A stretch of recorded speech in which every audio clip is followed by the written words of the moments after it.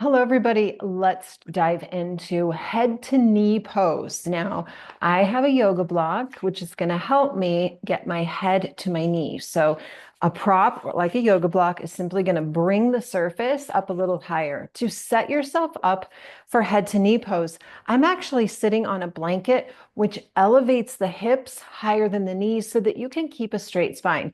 Without the blanket, most of us will be hunched over like this.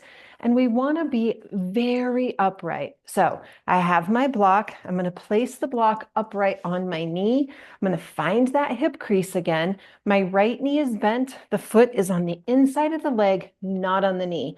Never putting pressure directly on that knee joint. So my foot is fairly up high into my groin. The block's going to be on my knee. My foot is going to be flexed. I'm going to take a breath, get really long through my spine, and then hinge, just like we've been doing in forward folds. Hinge forward, straight spine. Ideally, head to knee.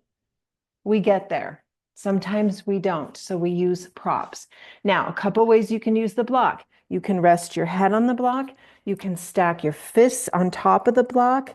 To get there, you can turn the block to a lower level and an even lower level.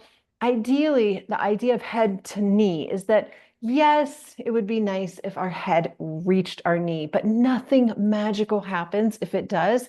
So what we're looking for is just getting the stretch. So we have the long spine, we hinge from the hip, lean forward with the heart, not rounding over. So what that looks like as we turn is I have a very straight spine. So here's my blanket, my hips are high, my foot is flexed, my leg is straight, block is here.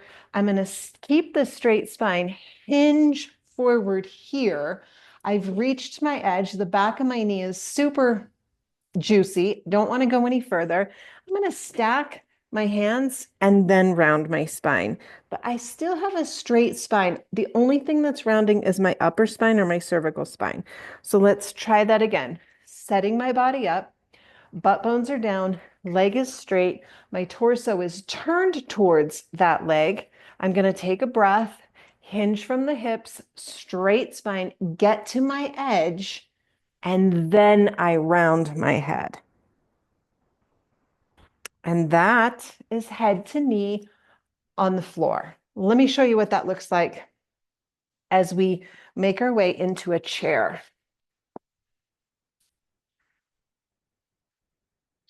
So for head to knee in a chair, same setup.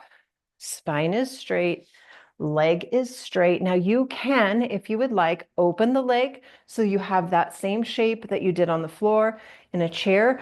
We're still going to hinge from the hip crease. I actually like a little bit more stability, so I like to keep my foot flat.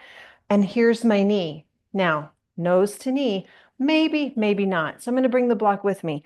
I'm not putting the block on my knee. It is just above my knee. Straight spine, finding that hip crease, leaning way forward. Oh, I feel it. Find the edge and then tuck the head. Here's what it looks like from the side. So my foot is flat, leg is straight. Take a breath, hinge from the hip crease. See that? And then we round. Head to knee pose.